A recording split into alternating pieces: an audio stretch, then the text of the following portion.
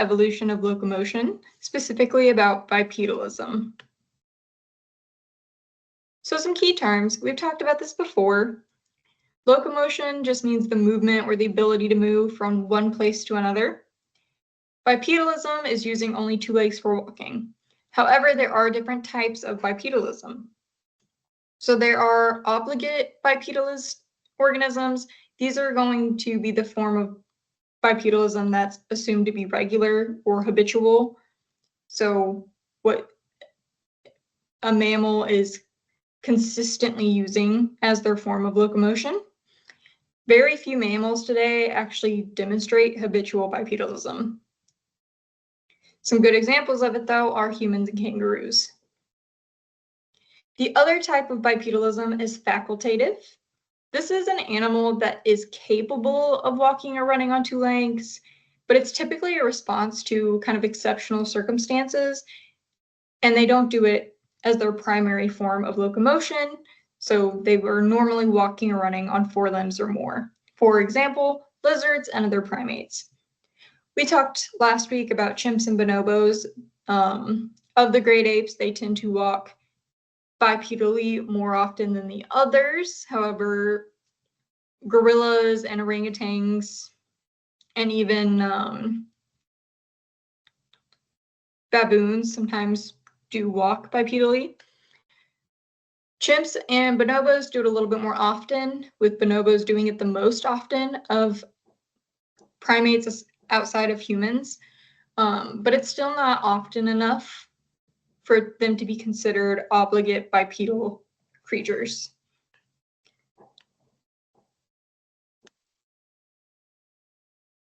Now, we've talked plenty about the planet of the apes during the Miocene. However, by the late Miocene, a good majority of these ape species go extinct. This is partially due to competitive exclusion, which states that if all other ecological factors are constant, then two species competing for the same resources cannot coexist.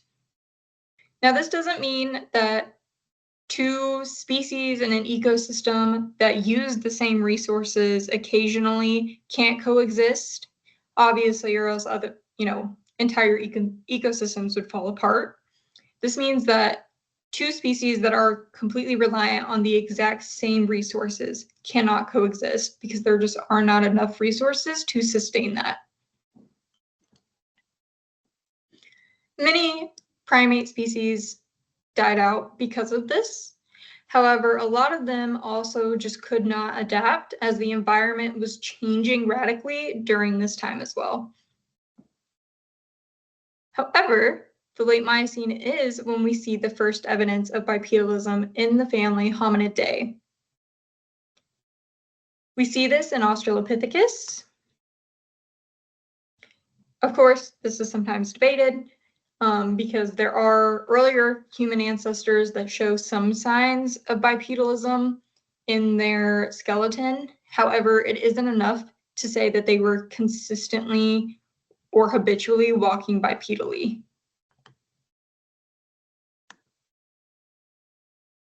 Australopithecus is the first species that we can say definitively was walking bipedally a good majority of the time.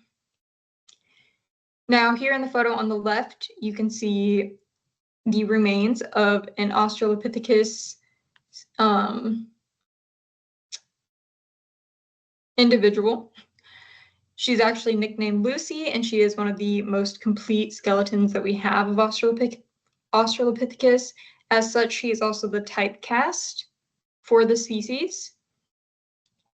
Here in the middle, you can see where they have kind of 3D printed and emulated what her skeleton would look like if we had all of it.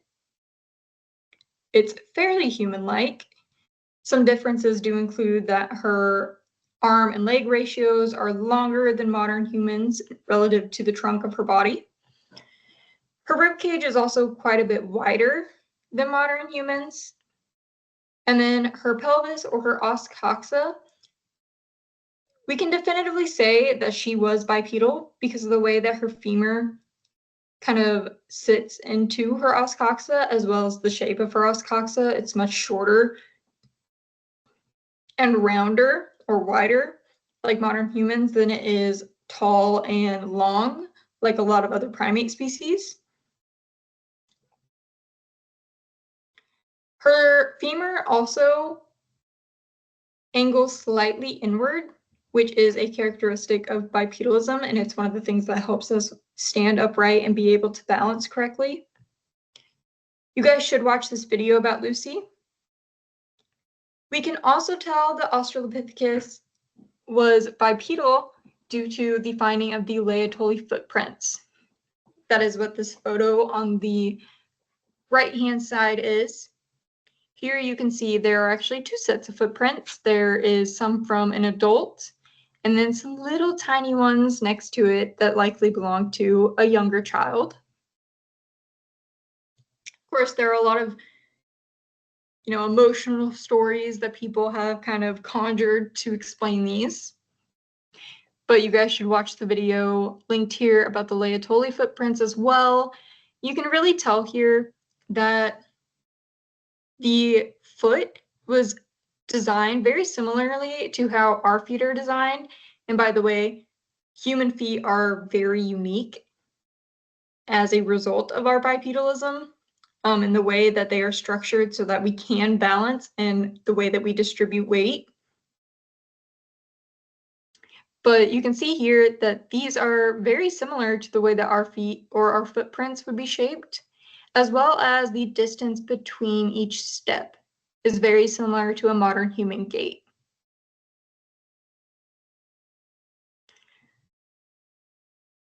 Now I've talked about the femur kind of setting into the os coxa and how that indicates bipedalism. This is because of the morphology of the acetabulum, which is that socket. It's where your femur kind of connects and articulates to your os coxa.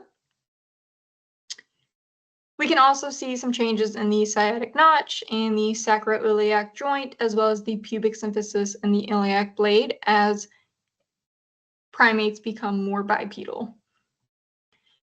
The pubic symphysis becomes kind of wider, the iliac blade becomes wider and shorter rather than being tall. It's also not quite as sharp as it is in earlier primates.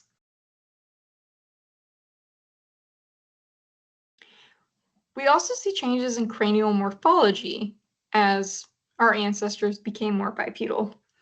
So here on the left-hand side, you can actually see the Australopithecus skull. On the right-hand side, we have the Homo sapien. There are some pretty obvious differences. In between, we have Homo erectus, as well as Homo neanderthalensis. Now, before we were as bipedal as we are currently today, we see more sagittal crest. This is a ridge of bone that runs along the midline or the top of the skull. Humans have a sagittal suture. We don't have a sagittal crest. However, our early ancestors, especially Australopithecines, Paranthropines, even Homo erectus, they do have sagittal crest, and it's fairly obvious when you see it because it is kind of just like a bony ridge up there. It's pretty exaggerated in some species. We also, as we become more bipedal, we lose some postorbital constriction. And this is the narrowing of the cranium just behind the eye orbitals. It's found in most non-human primates, as well as early hominins. Homo sapiens technically do have a little bit of constriction there, but it isn't extreme enough to really call it a postorbital constriction. You'll see what I mean. I'll show you some other photos at the end of this where you can see what postorbital constriction really looks like, because it's very exaggerated. And the reason that we lose this as we become more bipedal is actually because as we become more bipedal, we see increased brain sizes. And as we move to more modern humans, so when our more modern ancestors, so Neanderthals and modern humans or Homo sapiens, We also see increases in brain size, specifically in that prefrontal cortex, so that kind of forehead area, which reduces the postorbital constriction. We also see more facial prognathism in earlier ancestors that were less bipedal. And this is just the extension or kind of that bulging out of the lower jaw, so the mandible. You can see in this left-hand photo of the Australopithecine that the jaw angles out from the eye orbitals quite a bit, whereas when you look at Homo sapiens, it is fairly straight.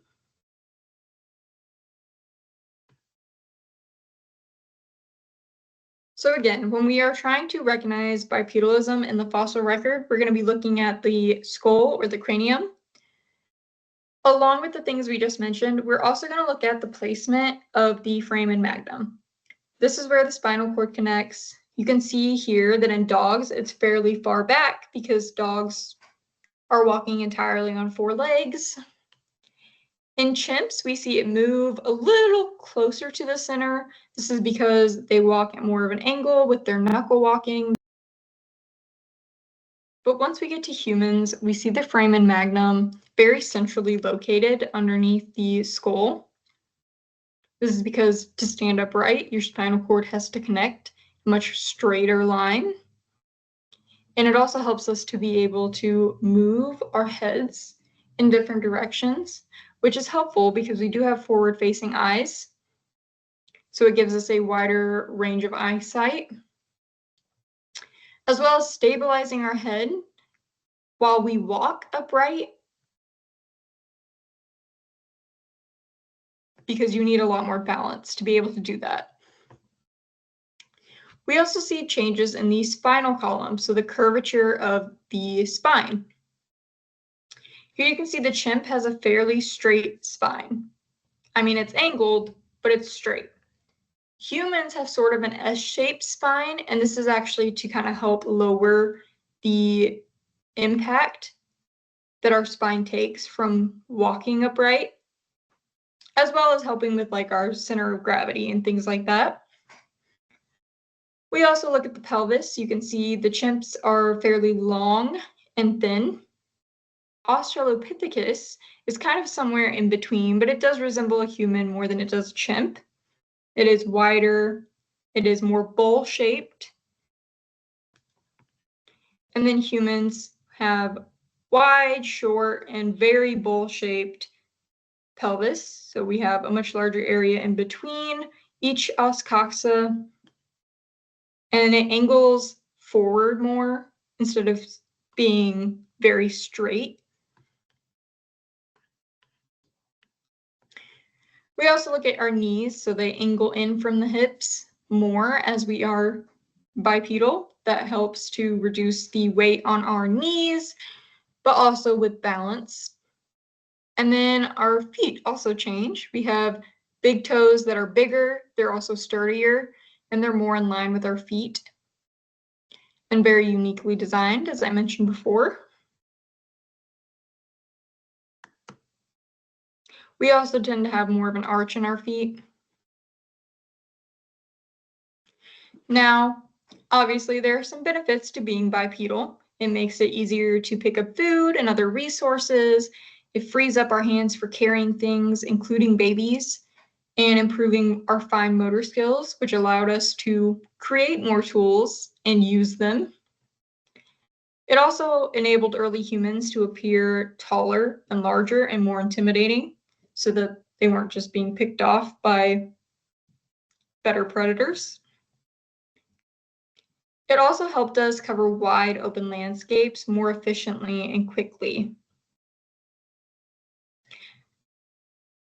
Alongside that, it allowed us to be built more for endurance, resulting in long-distance hunting strategies. So one of the earliest ways that humans actually hunted was basically by tiring other animals out. Obviously, we're not as quick as a lot of other animals in terms of just straight speed. However, humans are endurance animals. We are actually very optimally built for endurance, and part of our brain size is to do with that as well. But early humans would essentially chase other animals until that animal collapses in exhaustion, and it's pretty easy to pick off. Humans, it's not that we don't get tired, but we can force ourselves past that. Now, with all the benefits that come with bipedalism, there are also costs that we still feel today. So part of being bipedal means having back pain. You feel a lot more shock up in your spine. Standing upright all the time actually eventually compresses the lower disc in your spine. It's also why a lot of older people tend to get arthritis in their backs, as well as their hips and their knees, because it puts a lot of pressure on those areas as well.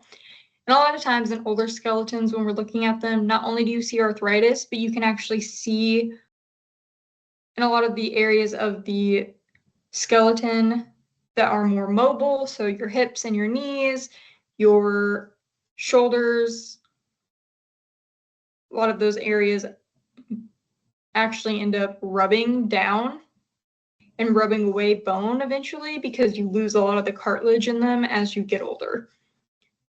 We also see more instances of scoliosis, as well as slipped disc in the back, and collapsed foot arches and other related foot problems. Now, this is because evolution doesn't actually care about a species. You know, it's not a sentient thing. And you can't really control evolution in your own species. You can kind of control it as far as like propagating and, you know, breeding for very specific genetics, but long-term evolution, you can't really control like that. And evolution kind of just makes you good enough to survive. It doesn't actually make you the most optimal that you can be as an organism, because it doesn't care. All it really cares about is you continuing your genetic line, and you don't have to be perfect to do that. Now, humans are still evolving, so maybe in the future we will see less instances of some of this stuff, but it will be a long time before that is the case.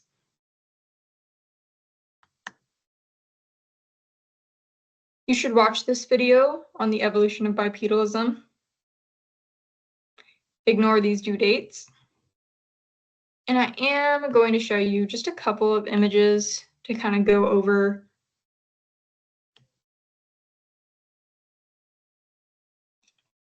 So here you can see that sciatic notch that we talked about. The ilium and the iliac crest, that's this kind of area over here. And then the acetabulum, this is where your femoral head fits in. Like I said, as people get older, this like ridge here tends to wear away because walking bipedally actually does break down a lot of your body as you get older. Moving on, this is that sagittal crest I was talking about. It's fairly obvious. It kind of looks like a fin to me on the top of the head. Humans, modern humans, do not have sagittal crest. We have a sagittal suture, and sometimes you can see that somebody has sagittal keeling, which is where their sagittal suture is raised a little bit, or kind of angled more like an upside down V, but it is not a sagittal crest. It is never that extreme.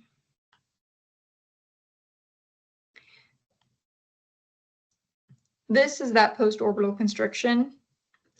So while modern humans have a slight kind of divot behind their zygomatic arches, which are these areas right here, it is not actually post-orbital constriction like we see in other early human ancestors like Paranthropines and Australopithecines. This is very obvious. You can see there's not a lot of space in between here. There's not a very large prefrontal cortex in the brain. And there's a lot more space between the zygomatic arch and this kind of edge of the eye orbitals. Now this is that prognathism. You can see it a little bit more. You can see here with extreme prognathism, you see a very sharp angle. As we get more bipedal, this reduces until we get to modern humans, which is relatively straight. There is a slight kind of change. It's not perfectly straight, and some of this is actually dependent on ancestry. So some ancestral groups have slightly more prognathism than others, but it's not anywhere near as extreme as what we see in our other human ancestors, especially in our early human ancestors.